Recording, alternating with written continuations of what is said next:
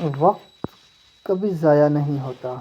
کئی راستے آپ کے منتظر ہیں اور کئی منزلیں مسافروں کی راہ دیکھ رہی ہیں۔ جیسے سمندر مچھلیوں کا منتظر رہتا ہے، اب یہ مچھلی پر منحصر ہے کہ وہ خشکی پر رہنا اپنا مقدر سمجھ لے یا پھر تھوڑی سی کوشش کر کے سمندر کی جانب بڑھے۔ سمندر کی طرف بڑھنے لگے گی تو یقیناً سمندری لہریں اس کی طرف آئیں گی اور اپنے ساتھ اسے بہا کر پانی میں لے جائیں گی۔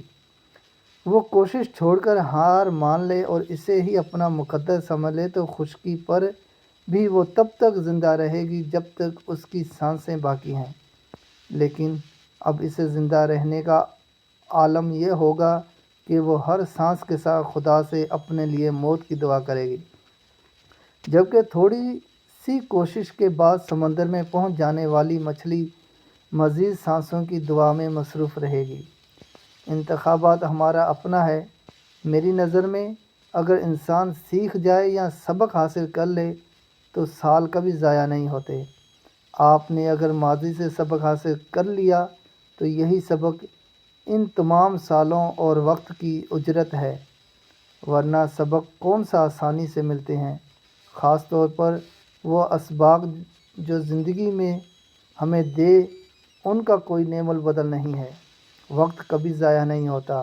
جو گزر گیا ہے اسے چھوڑ کر جو باقی ہے اس پر توجہ دیں، اور اس سے بھی زیادہ توجہ جو موجود ہے، جو ابھی ہاتھ میں ہے، اسے توجہ کا مرکز بنا لیں۔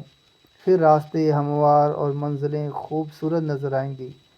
آپ کی تھوڑی سی کوشش سے منزل آپ کی جانب سمندر کی لہروں کی طرح بڑھتی چلی جائے گی اور سفر مختصر ہو جائے گا۔